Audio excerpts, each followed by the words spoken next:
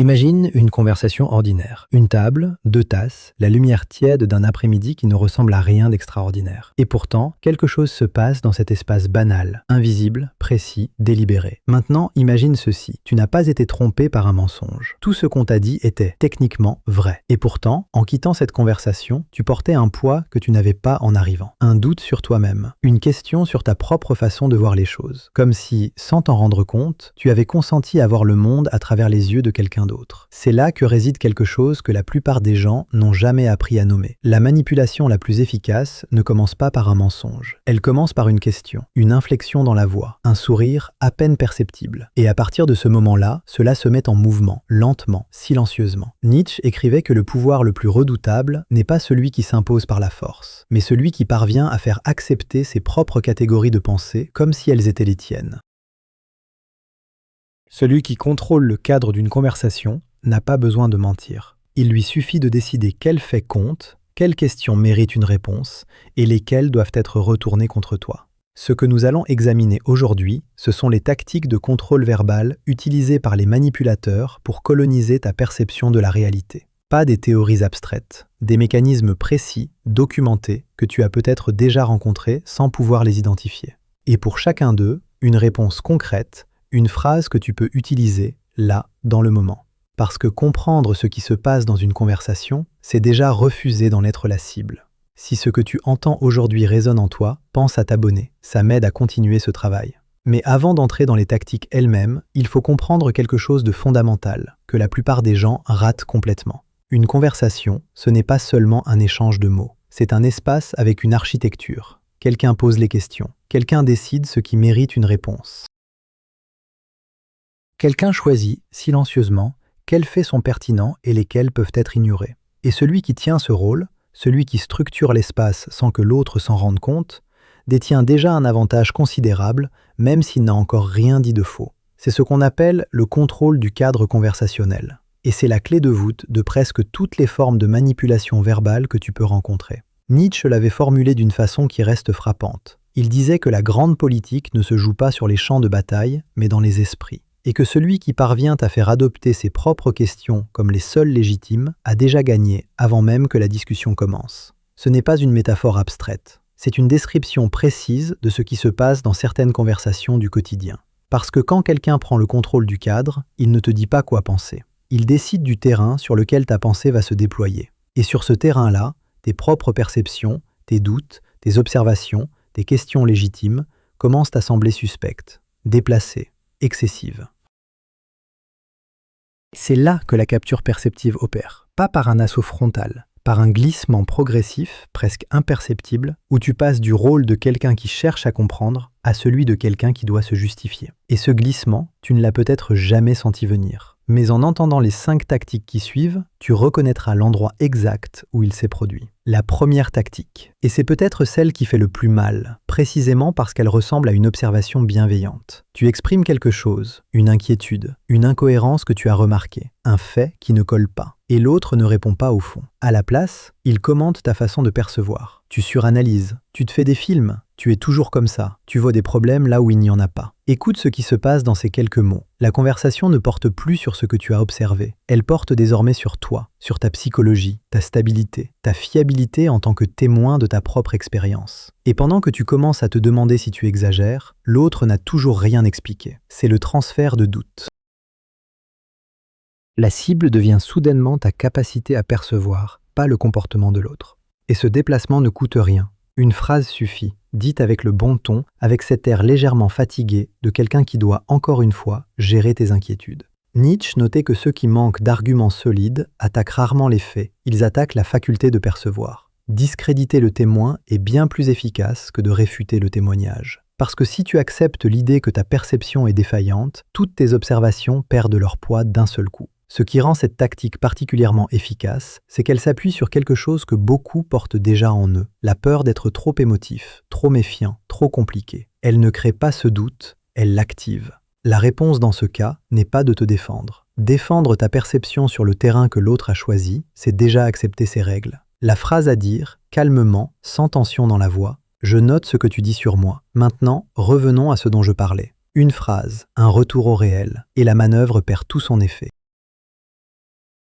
Mais la deuxième tactique, elle, ne s'attaque pas à ta façon de voir, elle s'attaque à ce que tu ressens le droit de demander. La deuxième tactique est plus douce en apparence, presque affectueuse. Et c'est précisément pour ça qu'elle est difficile à repérer au moment où elle se produit. Ça ressemble à ça. Tu soulèves quelque chose, une question, un manque d'explication, un comportement qui t'a pesé. Et avant même que tu aies fini ta phrase, l'atmosphère change. Un soupir, un regard blessé, ou cette phrase, dite à mi-voix, qui porte tout le poids du monde. Après tout ce que j'ai fait pour toi. Parfois, c'est un silence chargé, une façon de se retirer. Et toi, tu sens quelque chose se contracter dans ta poitrine, une gêne, presque une honte, sans pouvoir expliquer exactement pourquoi. Ce qui se passe ici est précis. Une comptabilité morale vient d'être ouverte, sans que tu aies signé quoi que ce soit. La gratitude, une valeur réelle, un sentiment honnête, est retourné contre toi pour neutraliser ta capacité à poser une question légitime. Ce n'est plus « voilà ce que j'ai à te répondre », c'est « comment oses-tu demander après tout ce qu'il y a entre nous ?»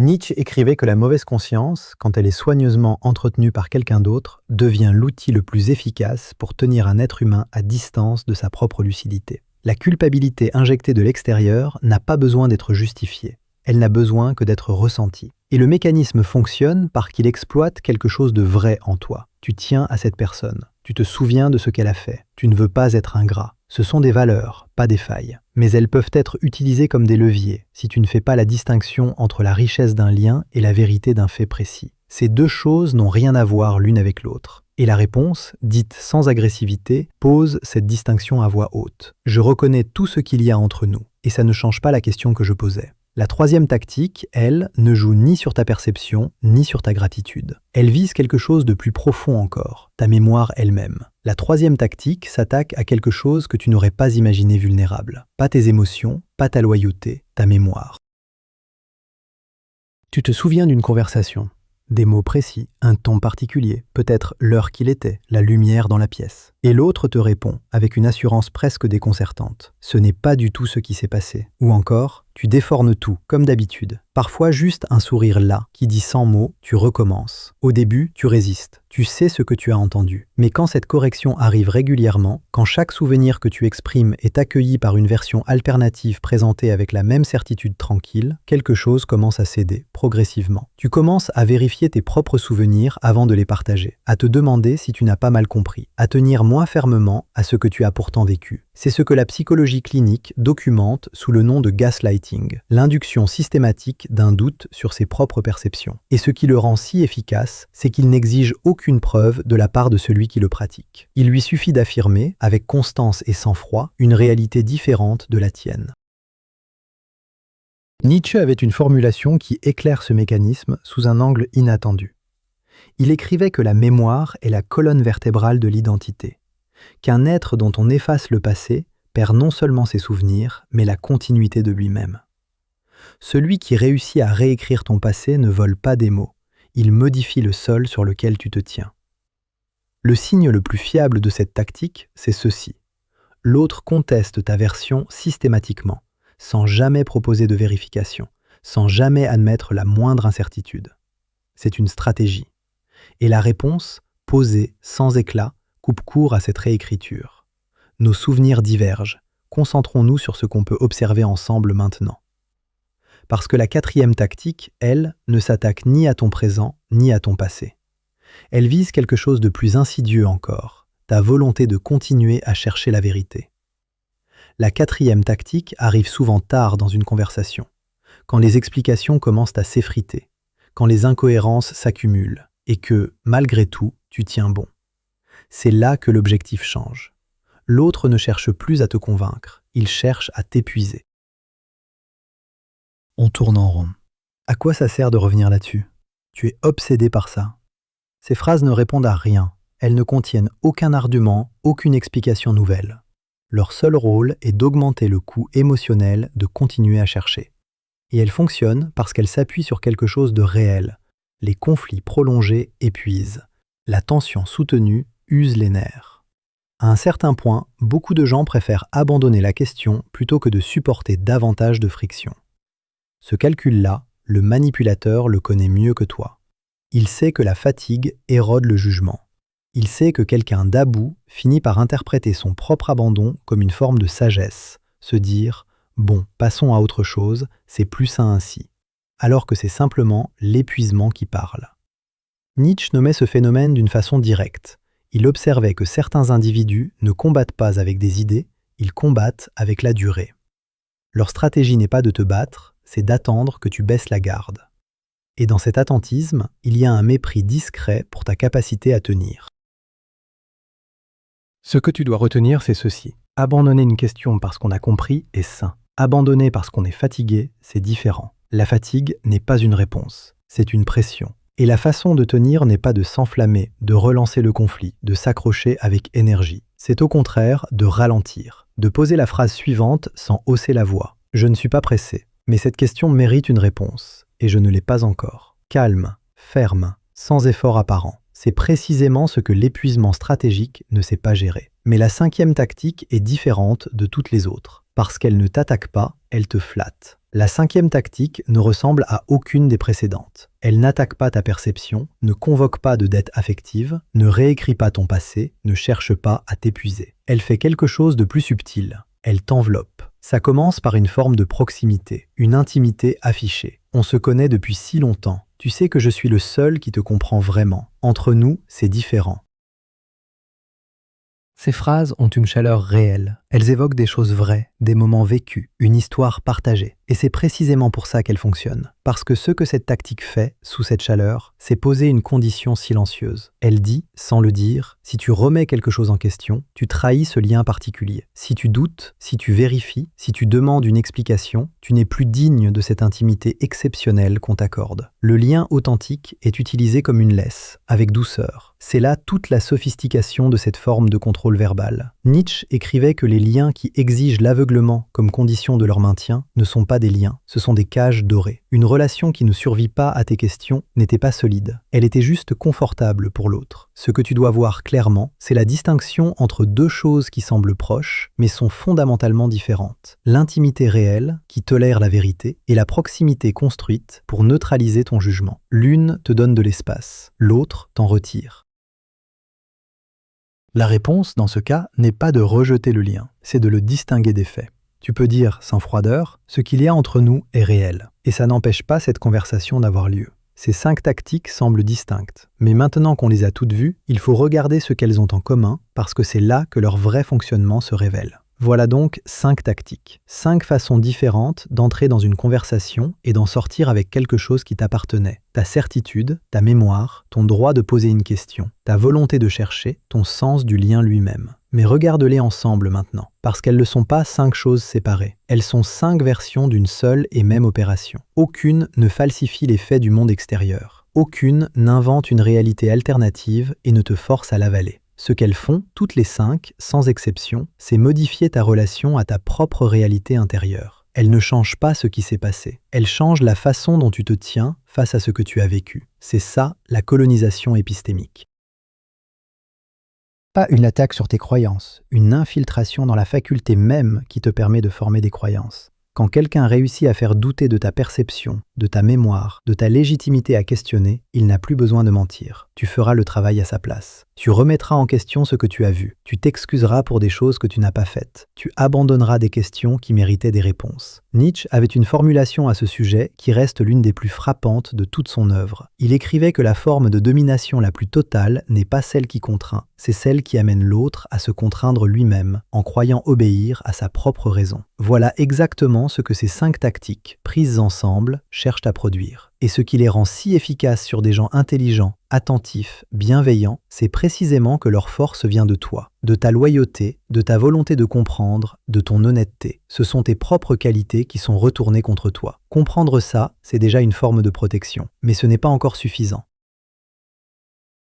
Parce qu'il reste une question, peut-être la plus importante de toutes. La question, la voilà. Comment construire en soi quelque chose que ces tactiques ne peuvent pas atteindre? Pas une liste de répliques à mémoriser. Tu en as déjà 5 et elles suffisent pour le terrain tactique. Ce dont il s'agit ici est plus fondamental. C'est l'état intérieur depuis lequel tu entres dans une conversation. Ce que les psychologues appellent parfois la stabilité du sens de soi et ce que j'appellerais plus simplement savoir ce que tu as vécu et ne pas le lâcher quand quelqu'un tire dessus. Parce que toutes ces formes de pression verbale, le transfert de doute, la dette affective, la réécriture du passé, l'épuisement, la proximité instrumentalisée, elles reposent toutes sur le même levier. Elles cherchent une fissure déjà présente, un endroit où tu ne te fais déjà pas entièrement confiance, un souvenir sur lequel tu hésites, une émotion que tu n'oses pas revendiquer comme légitime. S'il n'y a pas de fissure, le levier glisse. C'est aussi simple que ça. Ce bouclier de certitude intérieure ne se construit pas dans l'urgence d'une conversation tendue.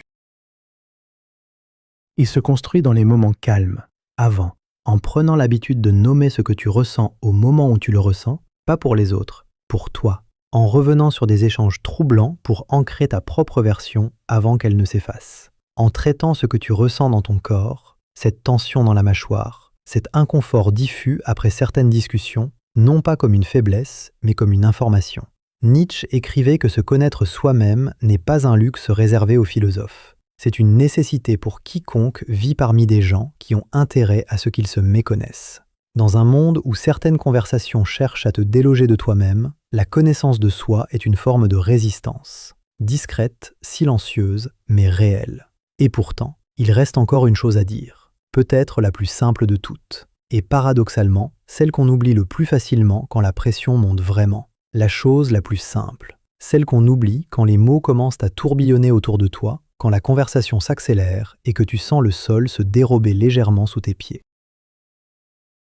C'est ceci, tu as le droit de t'arrêter. Pas fuir, pas capituler, juste marquer une pause. Dire « j'ai besoin d'un moment » et le prendre vraiment. Parce que toutes ces tactiques, sans exception, se nourrissent de la vitesse. Elles fonctionnent mieux quand tu réagis avant d'avoir eu le temps de sentir ce qui vient de se passer. Le transfert de doute, la dette affective, la réécriture, l'épuisement, la proximité instrumentalisée, elles perdent une grande partie de leur emprise dès que tu décides de ne pas répondre dans la seconde qu'on t'impose. Le silence n'est pas une faiblesse dans une conversation. C'est parfois l'acte le plus souverain qu'on puisse poser. Nietzsche écrivait que la précipitation est une forme de servitude, que celui qui doit répondre immédiatement appartient déjà, en partie, à celui qui a posé la question. Prendre le temps de ressentir ce qui se passe, c'est refuser cette servitude. C'est rester chez soi, à l'intérieur d'une conversation qui cherche à t'en expulser. Et au fond, c'est là que tout se joue. Dans ce rapport vivant à toi-même, que personne ne peut coloniser si tu choisis de l'entretenir, ce fil fin entre ce que tu ressens, ce que tu as vécu et ce que tu choisis d'en faire. Les manipulateurs habiles prospèrent dans les esprits qui ont appris à se défier d'eux-mêmes. Ils ne savent pas quoi faire d'un esprit qui, tranquillement, se fait confiance. Cette table, ces 2 tasses, cette lumière d'après-midi ordinaire, la prochaine fois que tu t'y retrouveras, tu sauras ce qui peut se jouer dans cet espace banal. Et cette connaissance-là, silencieuse, discrète, elle t'appartient entièrement.